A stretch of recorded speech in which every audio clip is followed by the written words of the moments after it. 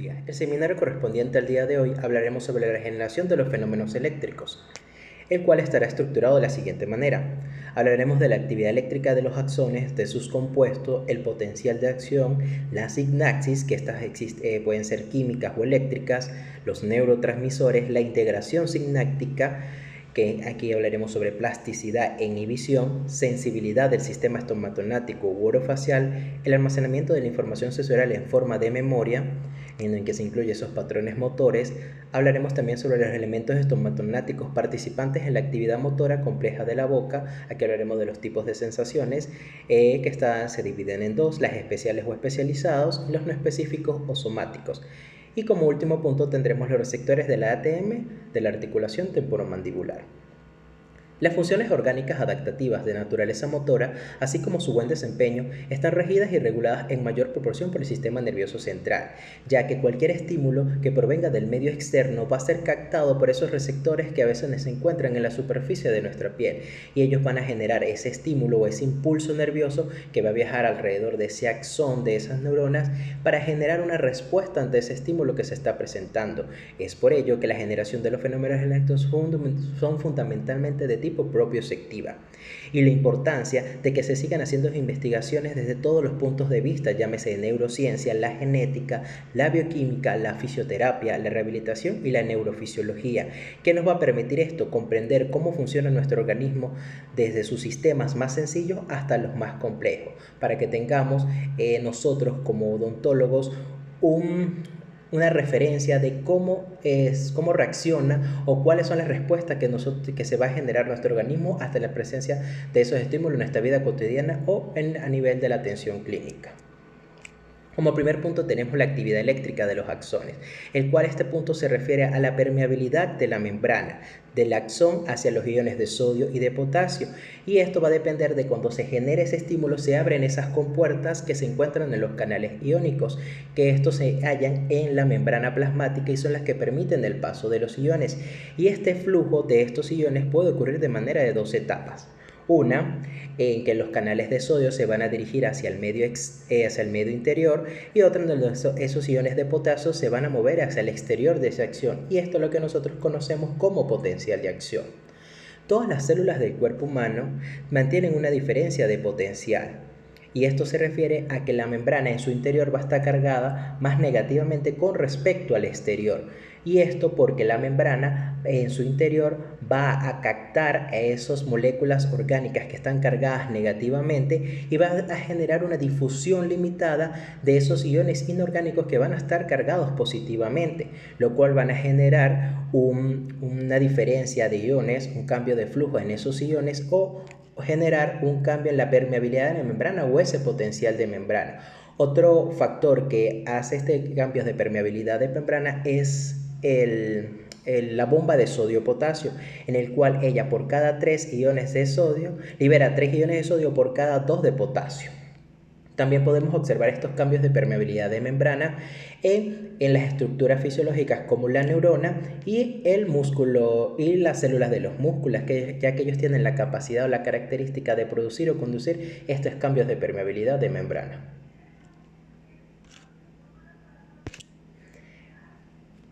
Estos procesos de cambios de la permeabilidad se van a dar en 3 patrones. Vamos a hablar sobre la despolarización, la repolarización y la hiperpolarización. Nos referimos a despolarización a cuando se genera ese estímulo y en ese interior de la célula va a estar cargado positivamente, viéndolo a través de este esquema. ¿Sí? Este es un axón en el cual está la parte clarita es la parte interna del axón y la parte anaranjada es la parte externa.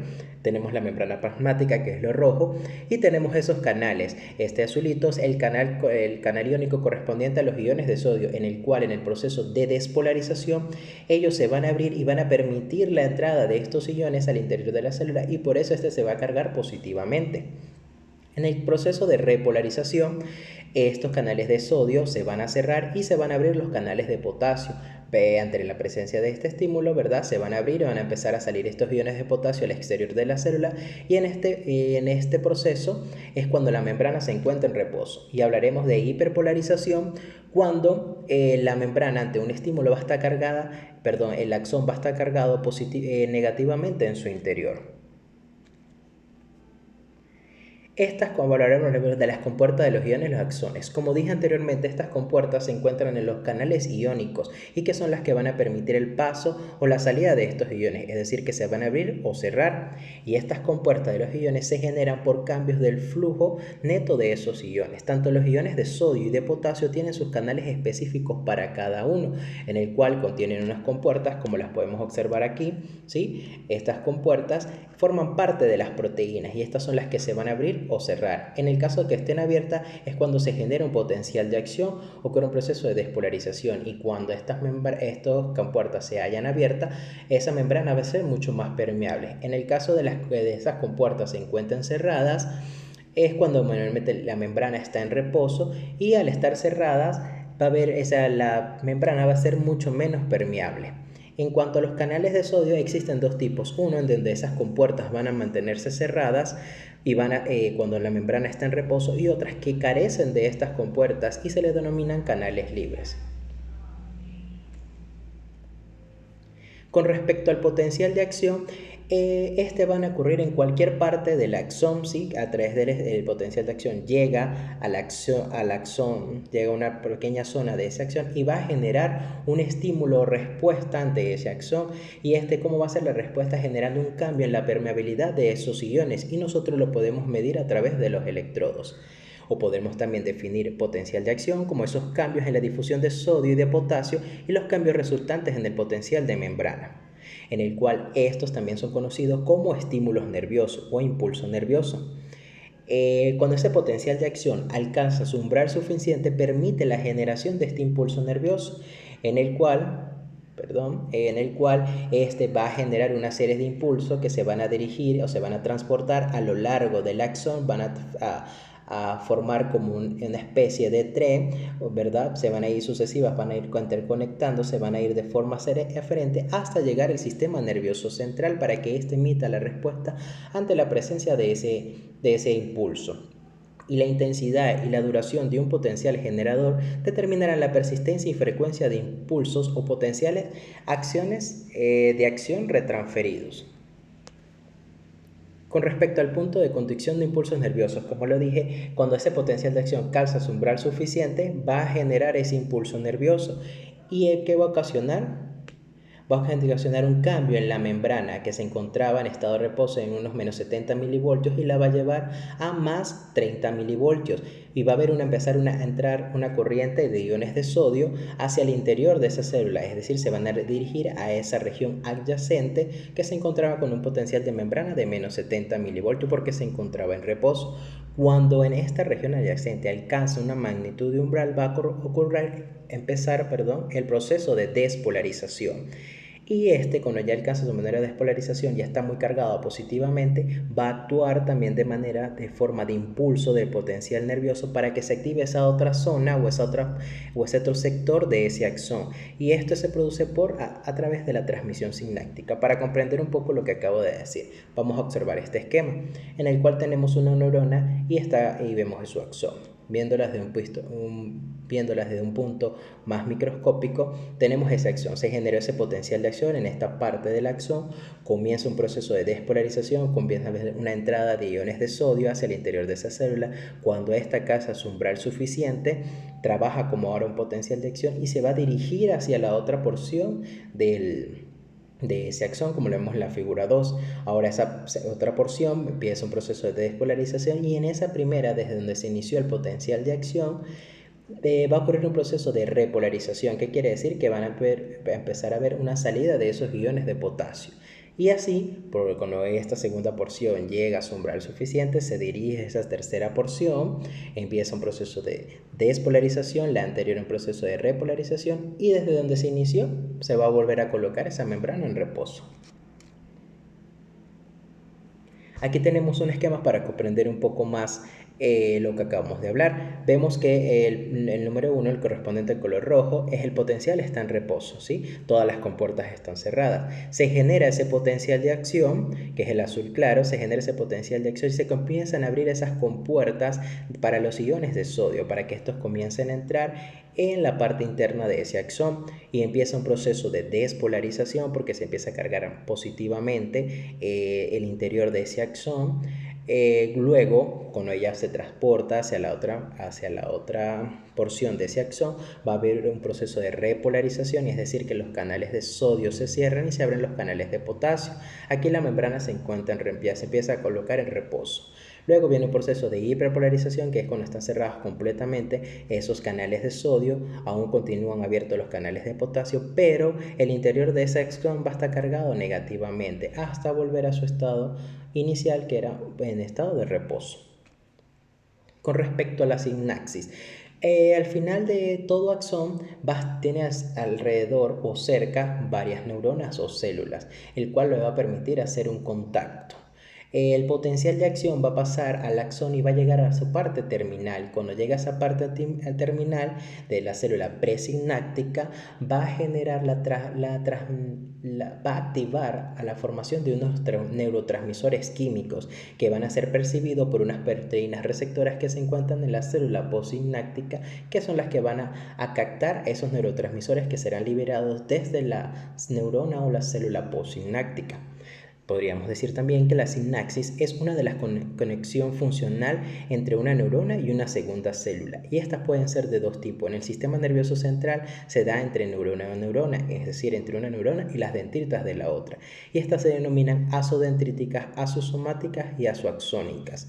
En el caso del sistema nervioso periférico, ellas se pueden dar entre neuronas o entre una neurona y las células efectoras de los músculos o glándulas, y a estas se lo denominan uniones mioneurales o neuromusculares.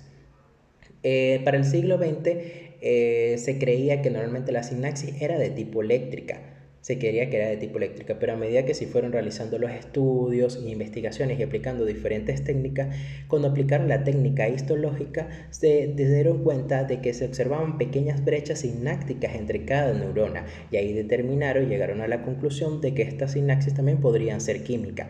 Esto fue corroborado por el filósofo Otto Loewi en 1921 cuando realizaba uno de sus experimentos. ¿Y en qué basó su experimento? Estaba haciendo una disección en una rana donde observó que había sinapsis química con el corazón y el nervio vago. Por eso vamos a clasificar la sinapsis en dos, en sinapsis eléctrica y en sinapsis química. En sinapsis eléctrica, para que dos células eléctricamente se acoplen deben ser de tamaño aproximadamente igual y debe tener un área de contacto que contenga una resistencia eléctrica baja, es decir, para que se pueda generar ese impulso nervioso sin ningún tipo de interrupción. Y estas zonas adyacentes vistas desde un punto eléctrico van a estar unidas a través de uniones intercelulares comunicantes, que estas están conformadas por 12 proteínas denominadas citocinas. Y estas uniones intercelulares comunicantes nosotros las vamos a poder observar en el músculo cardíaco, específicamente en el miocardio, que le permite que se contraiga como una estructura, o en algunas células del músculo liso, ya que estas permitan que se estimulen y se contraigan al mismo tiempo. Que generen una contracción fuerte entre ellas, por ejemplo, la que se genera en el útero al momento del trabajo del parto. En cuanto a la sinapsis química, en el sistema nervioso son unidireccional. Como podemos observar aquí en esta imagen, tenemos que la parte de arriba sería la célula, la neurona presináptica, y la de abajo sería la célula postsináptica, en el cual desde la presináptica se van a originar esos neurotransmisores que van a ser captados por la célula postsináptica, pues lo vemos por las figuritas verdes, que son esas proteínas receptoras que van a captar ese neurotransmisor. Ellas están separadas por una hendidura sináptica estrecha, y son donde se van a ser liberados estos neurotransmisores. Para entender un poco más esto, vamos a observar este esquema. Aquí tenemos, como dije, tenemos la parte superior una neurona presináptica y la parte inferior una neurona postsináptica. En estas vesículas sinápticas se encuentran los neurotransmisores. Viene el potencial de acción por toda esta acción y llega a su parte terminal. Cuando llega a esta parte terminal va a activar los canales de calcio, que son los que vemos los moraditos, va a activar estos canales de calcio para permitir la entrada de estos iones hacia el interior de esta célula presináptica. Esta Estos iones de calcio se van a unir a la proteína detectora y van a formar un complejo, y este complejo junto con las vesículas sinápticas va a empezar un proceso de fusión, acoplamiento, fusión, hasta generar la exocitosis de esos neurotransmisores, y estos neurotransmisores, al ser liberados en esa hendidura sináptica, causarán la abertura de los canales de iones de la membrana postsináptica, que serán captados, como lo dije anteriormente, por esas proteínas receptoras. Ahora hablaremos de tres tipos de neurotransmisores. Hablaremos de la serotonina, de la dopamina y la noradrenalina. Con referente al neurotransmisor serotonina, va a ser utilizado como un neurotransmisor por las neuronas con cuerpos celulares denominados núcleos de Raphène medio. Estos normalmente se localizan a lo largo de la línea media del tallo encefálico. Estas son derivadas del aminoácido L-triptófano. Este aminoácido nosotros lo obtenemos en nuestra dieta, especialmente en los alimentos como la leche y el pavo. También este aminoácido es producido por las neuronas.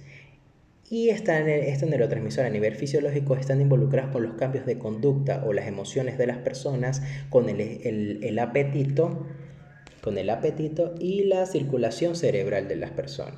¿Por qué se llegó a la conclusión, de que la serotonina, el neurotransmisor serotonina, estaba involucrado con respecto a las emociones?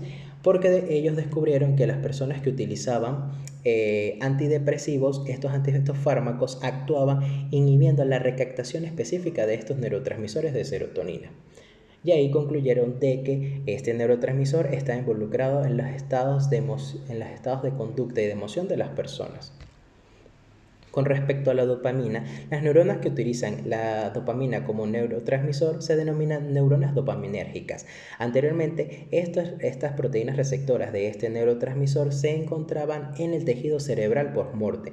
Hoy en día, o en la actualidad, se han descubierto estas proteínas receptoras de la dopamina en tejido cerebral vivo, en el cual se identificaron a través de los estudios de tomografía sensorial de positrones.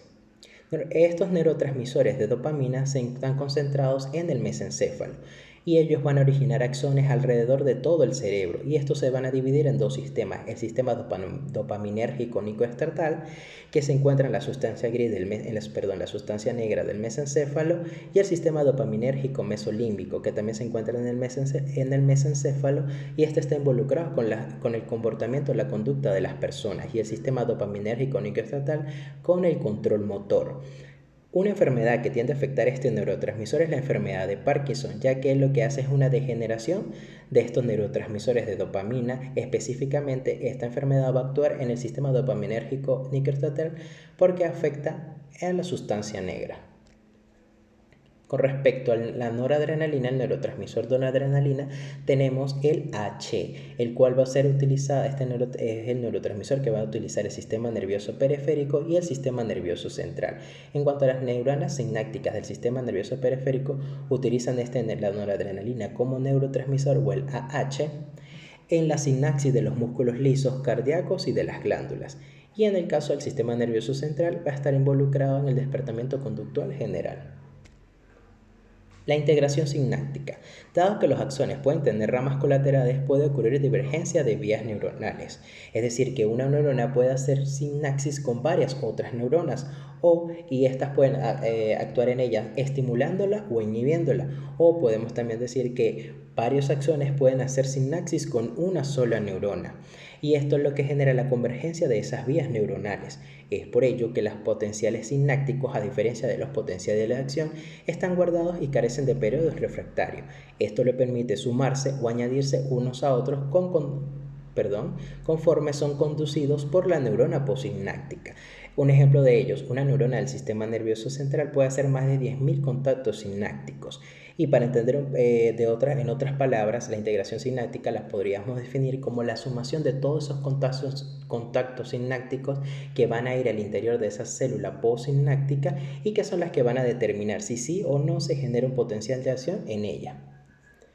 Plasticidad sináptica. El uso repetido de una vía sináptica particular puede aumentar la fuerza de la transmisión sináptica sináptica en esa sinapsis o disminuir la fuerza de la transmisión a lo largo de esa vía, que como dije anteriormente, que ésta puede actuar en ella estimulándola o inhibiéndola. Nos referimos a plasticidad sináptica a la fuerza de transmisión de esa sinapsis, que puede variar, y esta puede ocurrir en los primeros segundos, en lo que va a generar un aumento en la aceptabilidad de esa transmisión sináptica, y este puede durar horas o incluso hasta semanas, y que va a ocasionar que esa neurona presináptica es estimulada experimentalmente a una frecuencia mucho más alta, y esto es lo que se denomina potenciación a largo plazo, que no es nada más que la transmisión a lo largo de la vía neural hacia esas neuronas que se utilizan con frecuencia y que está relacionada con el mecanismo de aprendizaje neural que se localizan en el hipocampo del cerebro. El hipocampo del cerebro está encargado, participa en el almacenamiento de la memoria. El hipocampo del cerebro también utiliza el glutamato como neurotransmisor. Es por ello que el glutamato y el hipocampo del cerebro están relacionados directamente con la memoria y el aprendizaje. La inhibición sináptica. Como existen neurotransmisores que generan el proceso de despolarización, hay otros que hacen lo contrario, como cuáles neurotransmisores, la glicina y el ABA, generan la hiperpolarización de esa neurona, es decir, que la van a cargar más negativamente y van a llevarla hacia un potencial mucho más alto. ¿Y cómo van a actuar? Inhibiendo la actividad de esa neurona posináptica, y a este proceso es lo que se denomina inhibición posináptica. En el caso del cerebro se producen estos neurotransmisores como por el GABA. En caso del cerebro se produce este proceso de inhibición, por estos neurotransmisores GABA o algunos neurotransmisores excitadores como el AH o el glutamato. ¿Y cómo actúan estos neurotransmisores? Lo que hacen ellos, bloquean esos canales de calcio que vimos, ¿se acuerdan? En las primeras diapositivas, bloquean esos canales de calcio para que éste no se una a la proteína detectora. Con un fármaco que actúa de manera de inhibición son los opioides, que ellos tienen el efecto analgésico, o sea, disminuyen el dolor. ¿Y cómo van a actuar estos opioides o fármacos? Ellos lo que hacen es disminuyen ese flujo de calcio hacia la célula postsináptica. ¿Para qué? Para inhibir la liberación de ese neurotransmisor que va a estar involucrado en la transmisión del dolor. Ahora vámonos un poco a nuestra área. Hablaremos de la sensibilidad del sistema estomatognático o orofacial.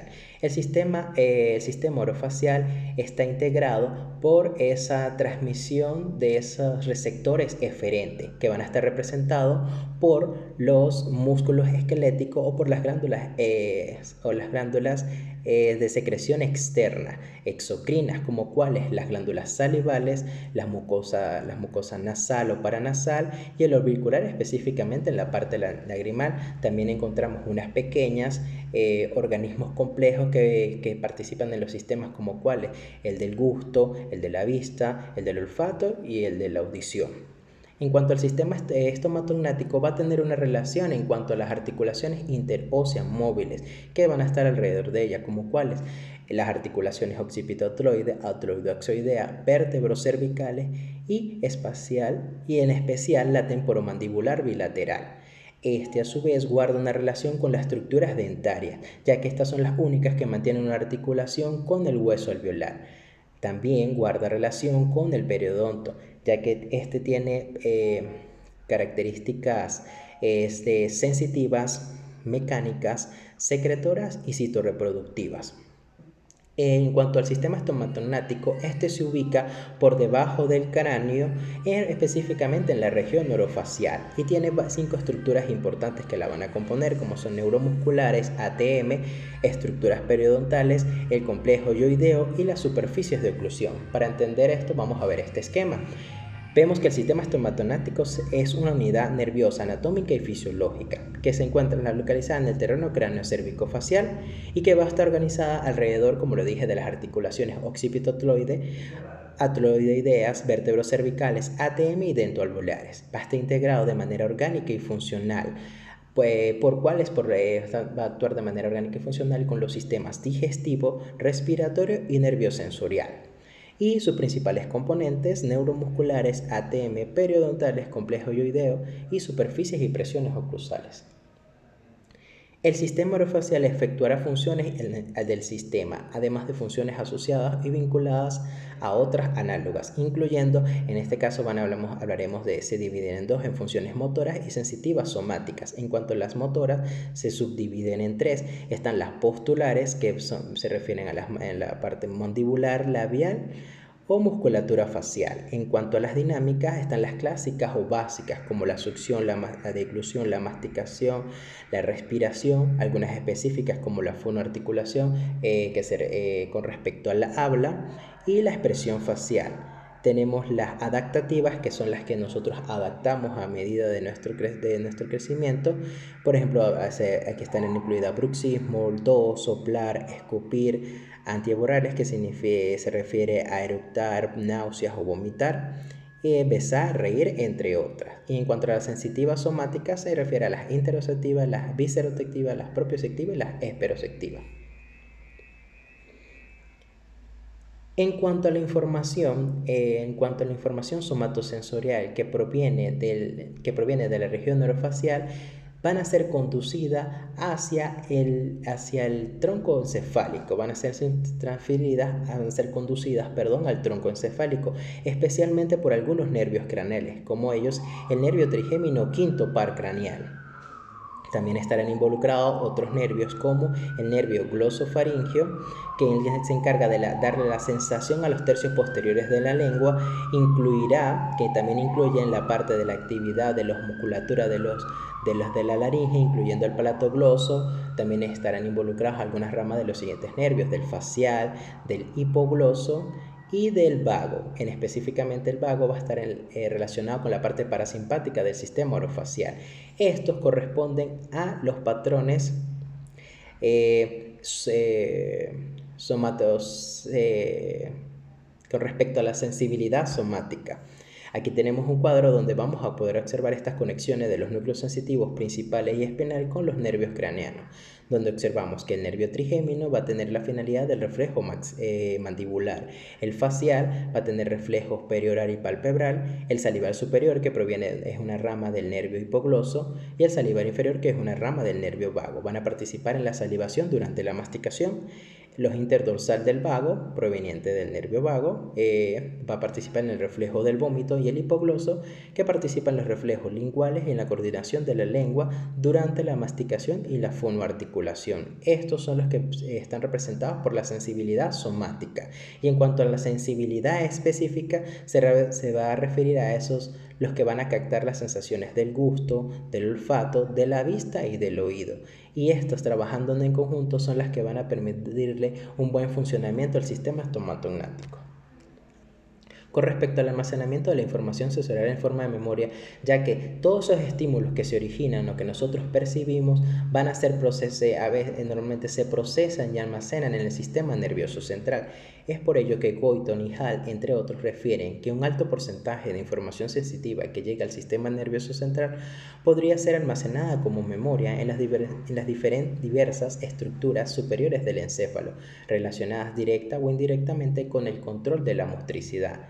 Es decir, que este patrón de almacenamiento está inducido por las variaciones de la memoria, y que van a ser introducidas en el patrón motor programado a través del sistema cortes motor.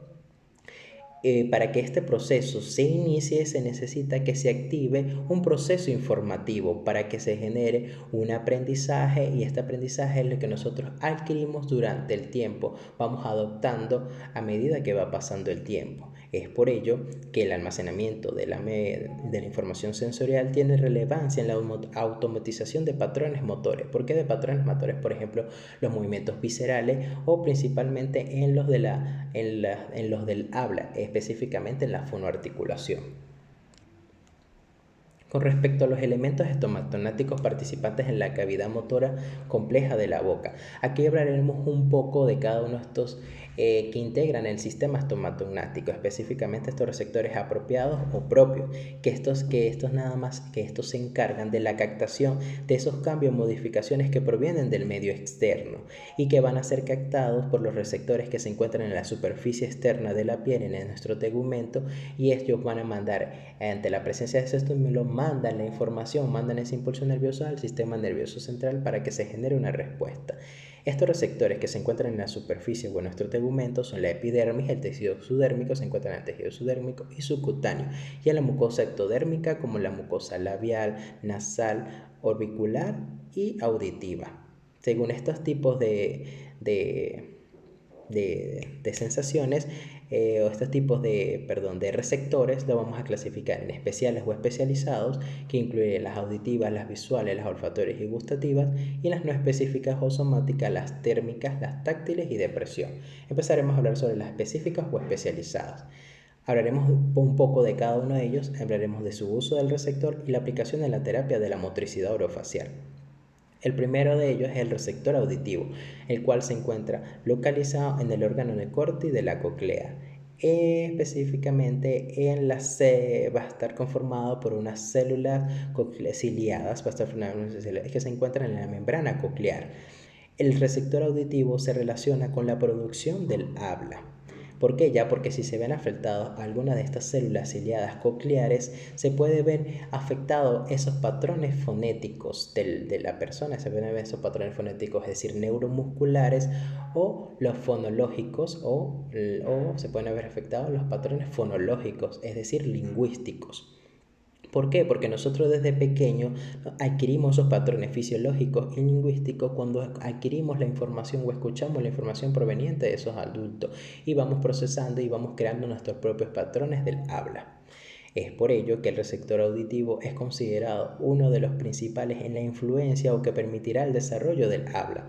En cuanto a la aplicación de la terapia orofacial, según Hodgson y Payden, concluyeron que la estimulación auditiva adicional, es decir, el bombardeo auditivo, se puede utilizar en la rehabilitación en aquellos pacientes que presentan dificultad de los patrones fonéticos, pero ellos también establecen que debe existir una buena asociación o una buena relación con las sensaciones auditivas y las propioceptivas para poder que el paciente tenga una mejora en estos patrones motores fonéticos.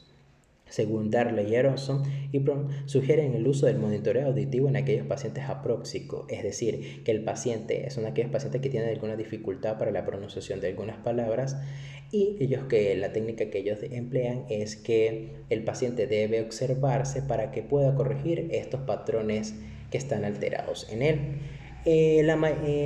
La mayoría de autores concluyeron que la mejor terapia en cuanto al receptor auditivo es el biofeedback auditivo, que este va a favorecer la fonoarticulación en esos pacientes con prosodia.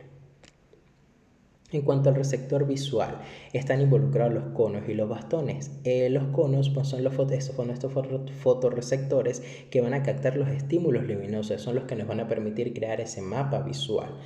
Este receptor visual va a estar vinculada con la fonoarticulación y la ingesta de alimento. ¿Por qué la fonoarticulación? Porque nosotros normalmente también vemos y observamos cuando una persona está pronunciando y a veces podemos leer los labios. Es por ello la importancia de este receptor visual o su influencia en la fonoarticulación. En cuanto a la ingesta de alimentos, porque nosotros podemos visualizar un alimento y a nosotros podemos determinar si ese alimento es duro o es blando, y se va a mandar esa respuesta al sistema nervioso central y ya prepara los músculos para la masticación, es decir, para ver qué tanta fuerza va a emitir el sistema nervioso central, porque ya se observó ese tipo de alimento. En cuanto a la aplicación de la terapia orofacial, autores también refieren el feedback visual, que es la mejor terapia, y que el receptor visual llevándolo a nuestro campo odontológico es muy importante, porque normalmente a veces nosotros les explicamos al paciente o necesitamos enseñarle al paciente que debe hacer un movimiento o ejecutar alguna maniobra. El paciente ve lo que estamos realizando, él procesa esta información en el sistema nervioso central y va a poder adoptar ese comportamiento que nosotros queremos. Otro también, cuando estamos realizando nuestro tratamiento, nosotros le explicamos al paciente y es mejor mostrarles para qué, para que el paciente paciente visualice el instrumental, el cerebro lo procese, tenga una mejor confianza y así evitemos posturas reflejales inadecuadas en él, es decir, una manera de rechazo o un impulso inadecuado, una reacción inadecuada, que por ejemplo a veces cuando no explicamos nada y vamos a colocar la anestesia y llevamos la aguja, el paciente reacciona de una manera inadecuada y podemos leccionarlo. En cuanto a los receptores olfatorios, son quimiorreceptores de sustancias volátiles. Normalmente estos se encuentran en la mucosa amarilla, se encuentran en la mucosa amarilla nasal, se encuentran en la mucosa nasal y son un tipo son un tipo de neurona de epitelio especializado que se va a localizar en el techo de la cavidad, en el techo posterior de la cavidad nasal y está involucrada en esas sustancias volátiles que van a ser percibidas o van a captar esos estímulos olfativos. El receptor olfativo es un epitelio quimiosensible externo. En cuanto a la función del olfato propiamente dicho, a través del olor, poder captar estas sustancias volátiles, va a generar dos respuestas. Puede ser una respuesta protectora o de placer. Protectora porque, por ejemplo, cuando a veces las personas sienten ese olor a quemado o sienten un olor putrefacto en algún alimento, el cerebro les dice como cuidado, está dañado, te puede generar daño o peligro, ¿sí? Por ejemplo, el humo, hay fuego, hay peligro. O de placer cuando leemos las flores, el perfume, ¿sí? En cuanto a la aplicación de este receptor en la terapia de la motricidad orofacial, también están involucrados en la parte de la alimentación. Estímulos olfativos preparan los inicios de mecanismos fisiológicos, es decir, pueden preparar para el proceso de la digestión. Y en cuanto a nuestra área, pueden aumentar y en cuanto a la alimentación, porque aumentan la secreción salival. A veces, no sé si les ha pasado que uno sueña o piensa en algún alimento o percibimos el olor de cuando nuestra mamá está cocinando y percibimos ese olor y genera ese aumento en la secreción salival. Por ejemplo, llevándolo al campo de nosotros, cuando estamos haciendo un tallado y no llevamos la refrigeración suficiente, generamos, empieza a oler como a quemado y el paciente percibe este olor y no sé si le ha pasado, hay una reacción del paciente así. Él pega un brinco, un susto y dice, se está quemando. ¿Por qué? Porque está generando a través del receptor olfativo una respuesta protectora. En cuanto al receptor gustativo, los corpúsculos gustativos tienen papilas gustativas que se encuentran en el dorso de la lengua. También son de naturaleza quimiosensitiva y estos tienen receptores del gusto. Son quimiosensitivas también como las olfativas. Este tipo de células de las papilas gustativas, ¿verdad? Son tipos de células receptoras del gusto, es decir, que van a participar en las sensaciones de sabores como del dulce, el ácido, el amargo. El dulce, el ácido, el amargo y el agrio, ¿sí? Y el umami, que es esa sensación esa sensación de percibir ese sabor de placer. Y estos pertenecen a los receptores primarios. Y en cuanto a los receptores secundarios, son los que van a hacer una variación en cuanto a estos receptores, por ejemplo, para percibir sabores picantes, metálicos, entre otros. En cuanto a la aplicación de la terapia, estos estímulos sensoriales mejoran la función alimenticia, también están involucrados en el proceso de la alimentación y en el caso de nuestra área podemos utilizar estos receptores gustativos para mejorar o aumentar esa secreción salival en aquellos pacientes que presentan una hiposegregación salival, como utilizando alimentos ácidos o dulces. ¿Por qué? Porque estos van a ser captados por estos receptores y van a estimular y van a aumentar esa secreción salival. En cuanto a los no específicos o somáticos, hablaremos primero de los térmicos. Estas son estructuras variables que van a captar temperaturas locales, llámese de calor o de frío, y que estos van a ser captados por receptores que se encuentran en la superficie de la piel. En cuanto a los receptores del frío, los criosectores están involucrados los corpúsculos de Krause y estos van a ser estimulados o activados cuando se alcanzan unas temperaturas entre 10 a menos 40 grados centígrados y normalmente estos receptores del frío los localizamos a nivel de la mucosa de los labios y en el paladar blando. En cuanto a los receptores del calor o de Ruffini, se encuentran en menores proporciones que los receptores fríos. Ellos se van a activar cuando se alcanzan temperaturas entre 32 a 48 grados centígrados. Se localizan en la mucosa de los labios, pero en el paladar duro.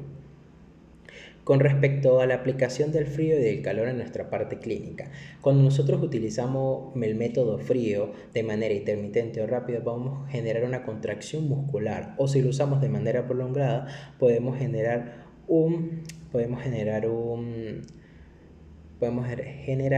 una disminución de ese espasmo o podemos generar una disminución del espasmo. En cuanto cuando utilizamos el calor, vamos a generar un aumento del flujo sanguíneo, es decir, una vasodilatación. Vamos a ocasionar en el paciente una relajación muscular.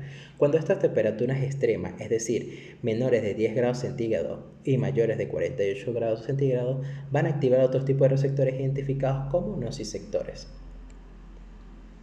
En cuanto a los táctiles y de presión, estos mecanorreceptores o mecanosectores son unos receptores que van a estar encapsulados y que se van a distribuir en toda la superficie y el tejido subcutáneo y que van a participar o van a estar activos en los movimientos, van a participar en la movilidad, en la velocidad como cuanto se genera ese estímulo y en la calidad de táctil, es decir, en la presión, en la compresión y en la vibración. ¿Y cuáles son estos receptores que van a percibir la táctil o la presión? Los corpúsculos de Meissner, Merkel y de Pacini. En cuanto a la aplicación de la terapia de la motricidad, aplicar estos factores táctiles y de presión vamos a generar una estimulación táctil extraoral o intraoral. Nos permiten también determinar patologías en los pacientes. Cuando nosotros a veces estamos haciendo la inspección en el paciente, podemos determinar cuando estamos haciendo la inspección, podemos sentir si un ganglio está inflamado, podemos llegar a la conclusión que hay un proceso infeccioso y se está generando una respuesta. Podemos también determinar una contracción muscular, un espasmo muscular. Si vemos un abultamiento, podemos persistir si este es blando y podemos determinar algún tipo de patología. También podemos generar en el paciente, cuando estamos haciendo este tipo de aplicación de estimulación, una hipersensibilidad o una hiposensibilidad. Llámese hipersensibilidad cuando el paciente, estos receptores tienen un umbral bajo, es decir, que van a persistir estos estímulos muy bajos, y es cuando aquí en este caso es donde el paciente rechaza, o sea, el paciente tiende a rechazar cualquier tipo porque tiene ese umbral demasiado bajo. Y en el caso de la hiposensibilidad es lo contrario, cuando esos receptores tienen un umbral muy alto, o sea, no perciben las sensaciones como son y hay que aplicar una mayor intensidad para poder que el paciente perciba. En cuanto a los receptores del ATM, la articulación temporomandibular, en la articulación temporomandibular existen numerosos propioceptores. Estas fibras nerviosas del sistema estomato-nático, pueden finalizar de diversas formas anatómicas. Entre ellas tenemos las simples terminaciones libres axonales o las que terminan en forma de estructuras encapsuladas. Estas son las que van a participar en cuanto a los procesos o movimientos masticatorios, ya que estos encapsulados de la ATM transmiten información referente a diversas modificaciones articulares, como cuáles, en los cambios de los movimientos de la mandíbula, cuando ésta se encuentra en posición habitual, en cuanto a la dirección y a la velocidad de esos movimientos mandibulares. Con respecto a la información sensitiva bilateral de la ATM, esta información va a viajar a través de la vía trigeminal hasta llegar a los núcleos hasta llegar a los ganglios del hipotálamo. Es por ello que, según Greenfield y Weiche, existen 4 tipos funcionales diferentes de receptores de la ATM, de acuerdo a sus propiedades fisiológicas. Estas son reconocidas con las siglas en honor a sus nombres GW1, GW2, GW3 y GW4, en el cual el conocer estos receptores permiten estimular y corregir la movilidad y posicionamiento de la mandíbula durante las diversas funciones estomatognáticas, como expliqué anteriormente.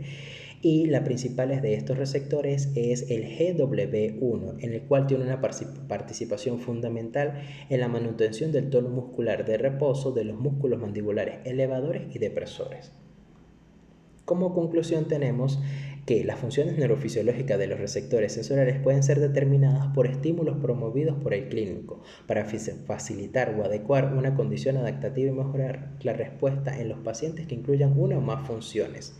El mirar, oler, tocar y oír le permiten al paciente desempeñar fenómenos funcionales o patofisiológicos, lo que lleva a pensar sobre los fundamentos neurofisiológicos aplicados en la práctica, como fue con los ejemplos que di. Nosotros podemos incentivar en el caso de que se presente alguna alteración en estos patrones, ¿para qué? Para favorecer una mejor adaptación de ese paciente al momento de la atención clínica.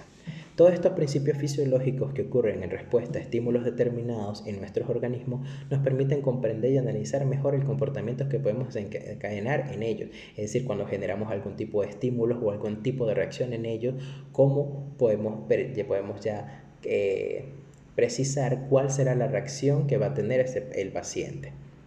Es decir, conocer la función que desempeñan los diferentes neurotransmisores, ya que al verse alterados podemos determinar cuál tipo de neurotransmisor puede estar afectado y así brindar un mejor diagnóstico y tratamiento integral que les garantice y condicione una mejor calidad de vida a nuestros pacientes.